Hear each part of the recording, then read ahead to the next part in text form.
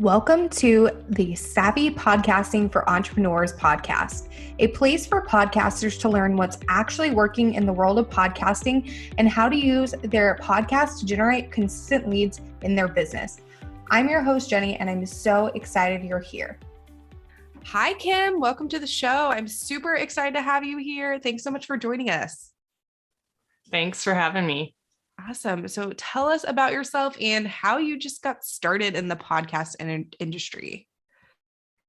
Yeah, well, actually, my background is in the field of health promotion in our community. We really started noticing a shift in how people were consuming information. So my job was really about creating education about health and wellness to different target populations in our community. And when we would bring in presenters, even though the information was fantastic, people were just not showing up because they are busy. Everybody's lives are busy. And that's why podcasting is so amazing. So we started dabbling in audio content, and that's where I just was so drawn to it because I love the ability to storytell through audio and I love the accessibility to it. So that's where my journey kind of has taken me. And I started Me and James Co. to help coaches, creators, and entrepreneurs be seen and heard through leveraging their voice. So also working through a strategy to help them develop something like an audio asset that makes sense for them, because traditional podcasts aren't really for everyone.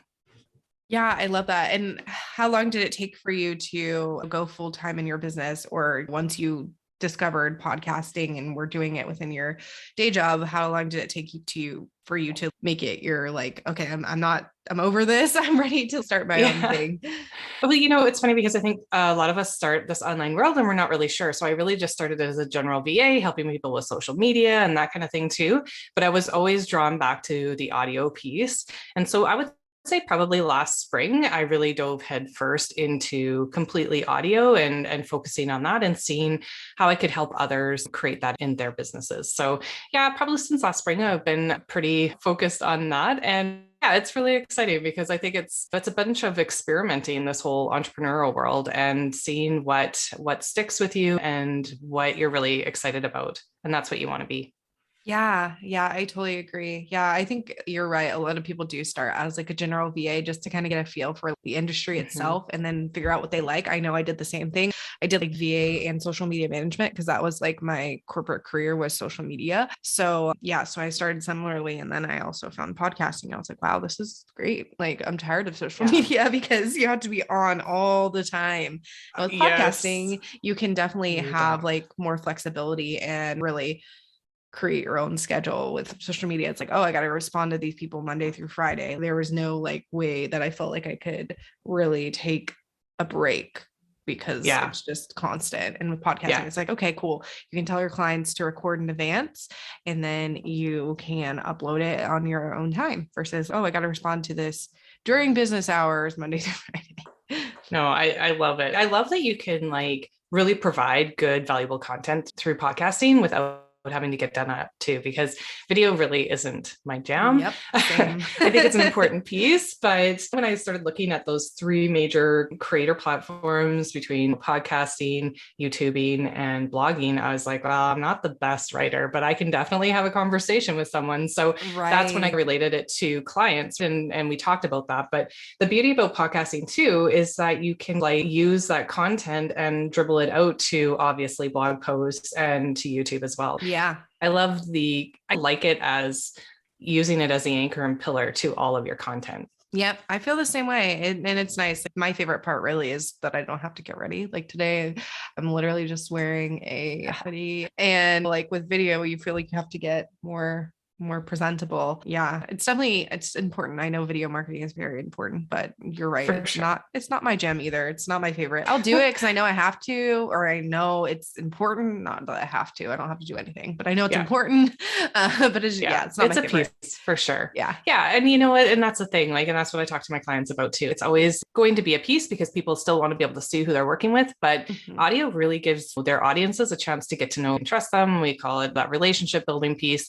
And through voice, it's amazing how you can like really get to someone. And I know you're probably going to ask me at the end what my favorite podcast is, or what they potentially are. But that's probably one of the biggest things is I will turn one on. And if I'm not really resonating with that person within the first 5 minutes, I'm moving on to the next one. So it really does give you the chance to get to know what someone would be like before you potentially could work with them.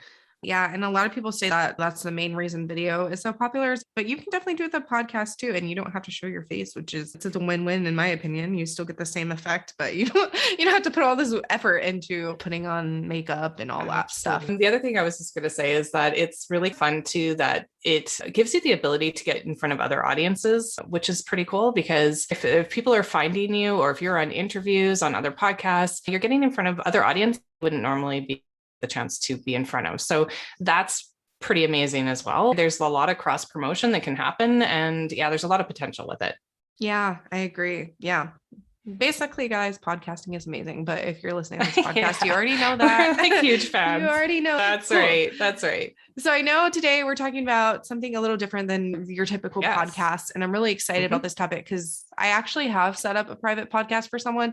But like when I was asked to set it up, it was like in early 2020 and private podcasting wasn't really a thing. And I was like, okay, like I had to do so much research to find someone who actually offers private podcasting at that time without it being like $1 million. Cause I know Libsyn had a really high fee for it. And like all these other places, like you had to pay like this outlandish fee just to have a private podcast. So I found one that didn't do that. And that was before Hello Audio and all those other ones popped up. But I found one, what was it called?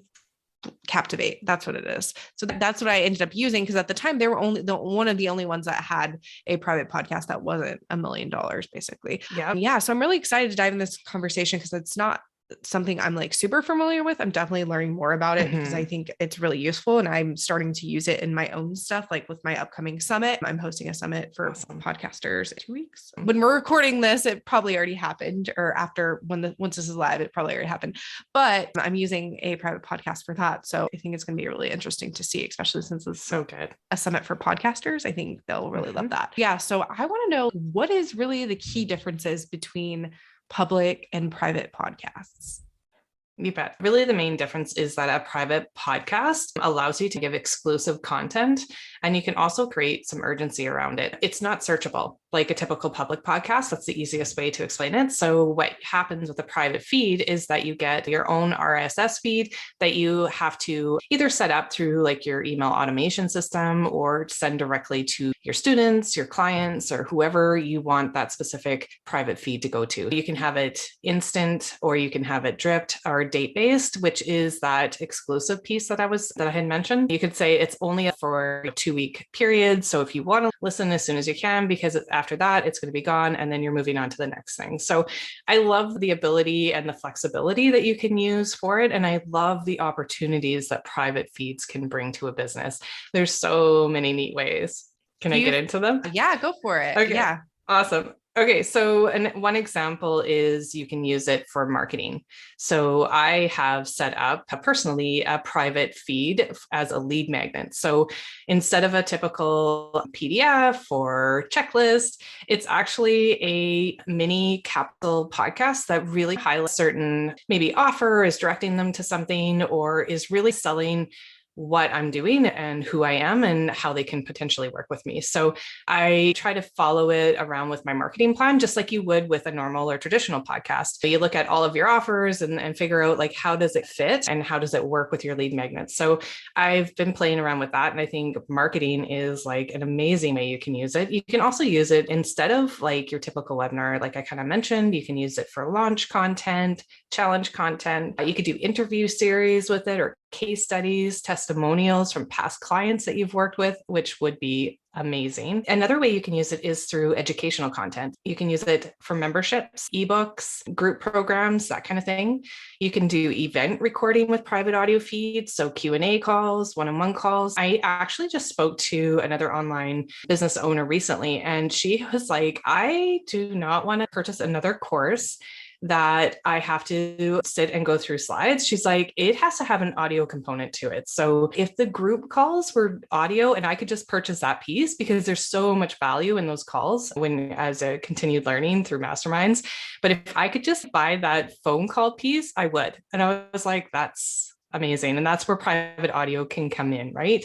It really kind of just sets you apart from the pack and makes you stand out, and also gives you that extra added value to your clients and students that normally wouldn't be there. Another example is niche specific weekly or daily meditations, or travel guides, or cooking instructions, tech walkthroughs. It's really like pretty amazing how you can use it in your business. Another example is teams and operations. So depending on how big your business is, you could really use it for, if you have new employees coming on, you can use it as an onboarding piece. That would be way better than listening or reading through a manual. I know if I've had to do that in past experience, and it's not very fun. I don't think I really got a lot of value out of reading a manual. So having that all set up as an audio piece would be a huge asset to your business in some way, shape, or form. Yeah, I love that. And it's funny that you mentioned the team onboarding stuff, because that is actually when I was trying to research for the private podcast for someone for their course students. And that's what I had set up back in 2020. That was the main thing I could find. Like, it was all catered towards corporate who wanted to turn their onboarding stuff into a private podcast. And that was like, that's why it was so expensive, because they were catering towards corporate versus just the traditional small business owner. So I thought it was funny that you mentioned that, because it's just, that's literally all I could find. I was like, where is like stuff for like online business people, not the corporate world? That, yeah, I think that's great. I think those are some really great ways. And I've seen a lot of audio summits using it recently, also video summits. Yeah. But audio summits are new. And I think that's really cool. It's something I'm definitely interested in exploring, because I host my summit personally as a video summit. And we do record like the audio as well, and keep the audio and, you know, distribute that to people who purchase. So it's not everyone, it's just the purchasers. But I definitely think an audio summit would be really interesting, and something I'm interested in exploring, because it's like, hello, Jenny, you are a podcast strategist. Like, an audio summit sounds right up your alley, right? Absolutely. Plus, it's a little less high maintenance than a video summit, because yeah, video is just a whole different beast, as you know. So it is. And the other added bonus is for me trying it as a lead magnet. Like, I can really problem solve, test, and see what's sticking and what isn't. So it's like you can look at your analytics and see which episode or which mini capsule was downloaded more, and then really go back and focus on that. So I love the ability to test with it, because again, like, this whole world of entrepreneurship is about experimenting and trying things. Once you've figured out what you need for a mini capsule, it's really easy to replicate that same process and to do it again, because it's not as crazy as much work as you think. Like, you're right. Like, adding video component is a bit more work as far as I'm concerned. Like, audio is, once you've got your roadmap, it's pretty easy to follow. Yeah, I totally agree. I think that's really great. So I know we kind of already dove into who a private podcast is good for, what you can use it for, but what are like some of the benefits of a private podcast? Like, what is it gonna do for you and your business? And then are there any cons to having a private podcast? You know what? I don't know if there's any cons, because I'm such a huge, I just really support it. I think there's so much value you can bring to it. Pros, I think I've touched on it a bit. I love the ability to be able to transition and pivot with your business and try different things and new things. Also, it's a great starting point for audio as well. So thinking of it as, when I'm working with a client to set up a big launch on a podcast, that they're structuring it in a way that they can maintain and manage, it's a lot of work. Whereas a private feed is honestly like, you can set it up as an evergreen piece to your business to market and promote a certain offer, and just keep going back and reusing it. You don't have to set up interviews and guest management. It's honestly you speaking about something or using it as an asset that really sets you apart, because this market is saturated, and we are always constantly trying to figure out ways that feels good to you, a podcast or blogging or video, like we said before.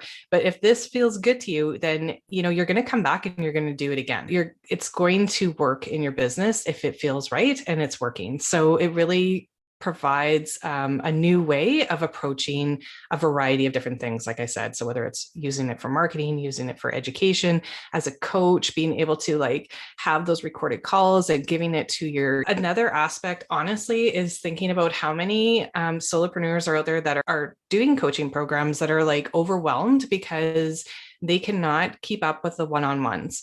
This private feed gives you the opportunity to do those one-on-ones, but in a different way. Really offering some opportunities to be able to run your ship in a way that works. Yeah, I love that. And I think that component of using it for your program is really amazing, because I know for me, like a lot of the time, I don't have time to just sit down and watch videos. I would love to, but it's just not always like, if I have to choose between doing something like internally for my business or kind of setting aside time to take a course, and that's like the only time I have, obviously I'm going to have to choose something internally for my business than working on education stuff. So having it in a podcast format is super nice, because you can literally just get in the car or do the dishes or whatever you're doing, and you don't have to worry about it. Because I know that's a thing, like course platforms with video, not that great on your phone most of the time. Even if they have an app, it's still not ideal most of the time. So I think it's really useful to be able to give people that option. And that's something I'll be implementing in all my courses going forward, is having that the private stuff. Because I'm already doing the videos. Literally all I have to do is take the video and turn it into an MP3 or another audio file and upload it into something like Hello Audio. So it's like, why not? I already have it. It's not like I have to create separate stuff to make it work. So I think it's kind of a no-brainer, and it's really not that expensive, especially now. Like I said before, you used to have to pay an arm and leg to have a private feed on most providers, but now it's definitely more accessible. So when it comes to podcasting, do you recommend having both a private and a public podcast, or would you say one or the other? I feel like I know your answer to this, but Well, I think it could be both, but honestly, I feel like if you are not used to audio at all, like testing things out, testing the water out, testing how you like sounding on, because even actually literally just pressing record for someone that's never done it before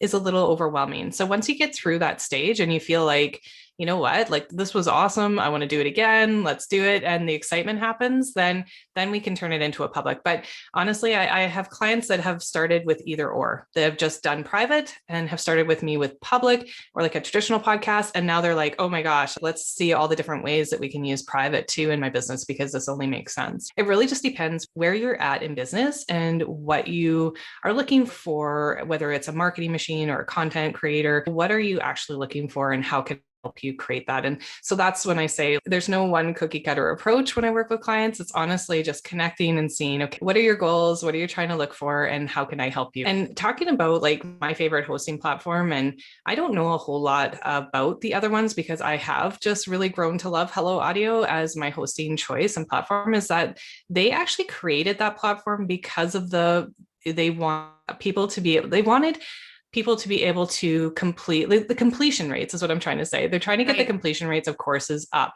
So that's why they created the platform, which I think is amazing. They're amazing to work with, and they offer a 3-tier approach. So if you only want to start, you can start at $14 a month. If you just want to try to see what this actually world is like, and then you can move up from there. And the other tiers offer more, obviously. But it does give you the chance to at least get your feet wet and see if this makes sense to you. Because honestly, I think you already touched on it, but we all have the choice of whether we want to, when we have free time, what we want to do with it. Do we want to listen to something that entertains us, or do we want to listen to that course that we purchased and finish it because that's why we bought it? So like we have those choices and opportunities, and you just have to, as a business, have to figure out what you want to focus on first. And then I work with you to develop that.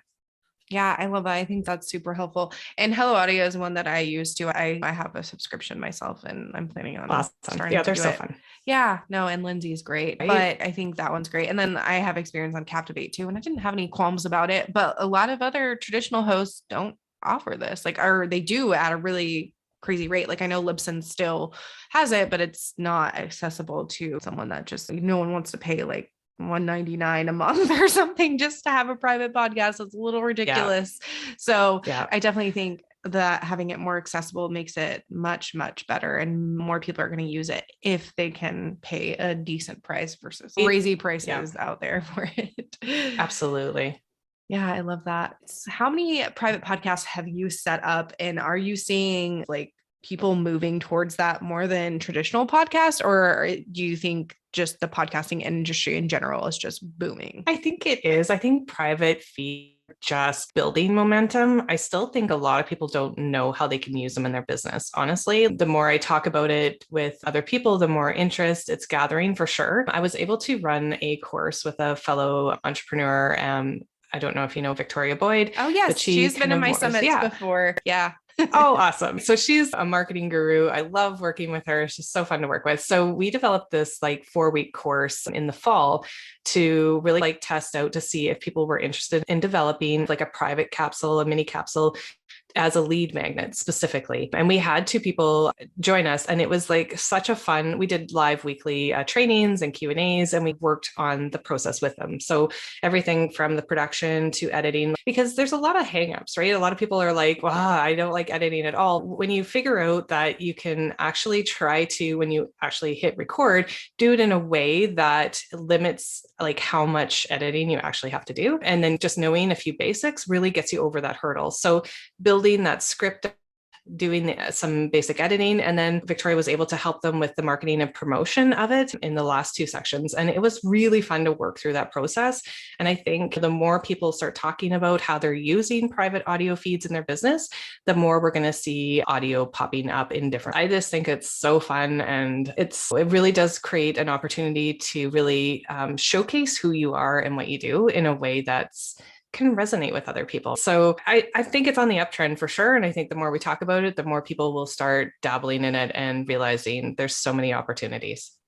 I agree 100%. It's something I definitely want to dabble in more as well. Cause like all of my clients currently, except for the one I had a couple, like in 2020, I guess 2 years ago now, which is crazy to think about. But yeah, all of them are public. So I think it'd be fun to start dabbling in the private podcast world, because just opens yourself up to so many more opportunities, and dabbling in it myself too will do that. Yeah, no, I love that. I think that's great. Before we kind of wrap up, I'd love to know, what is your biggest tip for someone that is like, this sounds really interesting. Like, I'm kind of intimidated by a public podcast because it's a lot. So maybe I want to go for the private podcast. What is your biggest tip for someone who is interested in potentially pursuing a private podcast? There's like kind of 3 things to really strategize on. It's like your message, your strategy, and your content. So really trying to figure out how you want to use this in your business, whether it is for marketing, whether it is for education, building out that script of what that would look like. And I didn't really touch on the fact that the episodes can really be as short as you want them to be. It's really just explaining what that pillar or that piece is going to be about. And it's just like a normal podcast I talk to my clients about. You really want to highlight one thing in each episode, not a bunch of things. So sometimes the episodes are maybe 4 or 5 minutes long in length. That's it. So it's not as overwhelming as a traditional podcast too, which could be anywhere from 10, 15 to over an hour long in length. So it really is just dependent on what the topic is for that episode, and then building that out until your capsule's done. And capsules, I've seen mini capsules be like 5, you have your trailer, 4 episodes done. And then I've seen some that are like 10 little mini episodes. So it really just depends on how you want to build that out and what that would look like. So like just jotting out, figuring out where you want to focus your energy on, and then what that could potentially look like. And then hitting record essentially. Hello Audio is so easy to use as long as you've got some kind of platform to record. And there's so many free opportunities. I'm sure you've shared that with your listeners that you can hit record on. You don't need super fancy equipment. You just really need a quiet space to be able to record. I know a lot of people that have actually developed a whole private podcast just right on their phone and then uploaded it. As much work or as little work as you potentially want it to be. I love that. I think that's really helpful, because like a lot of people get overwhelmed by podcasting in general. They have the same hangups that I imagine they would with a private versus public. It's like, oh, I don't have fancy equipment. I don't have a huge social media following. I don't have all this stuff. Right. It's like, you don't need any of that. You do need a decent microphone, but you don't need you want the sound quality. You don't need a $300 microphone. You can settle for a $75 microphone or something Absolutely. like that. So it's just like those little hangups that are probably similar to what my clients face for sure. So I love that. And then I love to wrap up, because it is a podcast about podcasting. Mm-hmm. So tell us, what is your current favorite podcast? And if you have a private podcast that you love too that's available for people to subscribe to. I'd love to hear about that one as well if you have any. Oh, that's a great idea. Okay. So it's kind of like asking me what my favorite book is. Yeah. I've got a few books on the shelf that I pick up, and some that I read from beginning to end, and some that I just read like small sections on. And I take podcasts the same way. So most of the podcasts I listen to are pretty much educational based, but they're all a little different. So I'm sure you've heard of a few of these ones, but Create Your Laptop Life, obviously with Julie Stowen. I love that she gives actionable strategies, and they're only about 10 minutes in length. Right. So they're like little 10-minute strategy pieces on marketing, business, or in life balance. And then I also love Cubicle to CEO with Ellen Yin. I love her style because it's more case studies based every episode with past clients, which is really fascinating to see their journey from like A to Z kind of thing. But yeah, like I have a few. I have Coffee and Converse with Diane Mayer. I love Diane. The Launch Playbook with Sarah Vartanian. And of course Victoria's Make It Marketable. And then I've been recently listening to I've almost been listening to The Financial Feminist with Tori Dunlop too, just talking about financial lifestyle freedom for females. And I think it's really fascinating and interesting. And that's why I love podcasting so much, is that you can like really learn so much in such short amounts of time on like a gazillion different topics. So I'm all about educational based right now. It's all about learning and growth, but I'm a forever learner. And private feeds, honestly, if you just want to check one out, I'm probably going to just toot my own horn and check out my Instagram and see, it's not perfect, but it's something that you can check out and see if, what a private podcast for a lead magnet actually looks like or could look like for your business. So yeah, come and check me out on Instagram at May and James Co. I'd love for you to check it out and let me know what you think and see if it would work in your business. Yeah. And I'll make sure to link that in the show notes for everyone to go check you out. But yeah, those are some great options. I love educational podcasts too. I'm also like a true crime person, so I have a lot of those as well. A lot of people. Yeah. A lot of people love true crime. Yep. So it's either like murder or like marketing.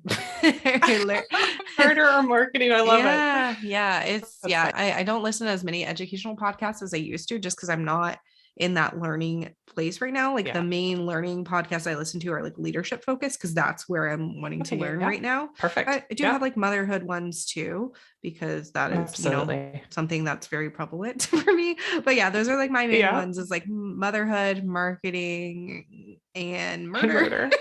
The three M's. The three M's. That's awesome. I love it. I guess we can throw in leadership too. So that's where we're at. But cool. Let us know where we can find you. So your website, your social channels, wherever you would love for people to get in contact with you.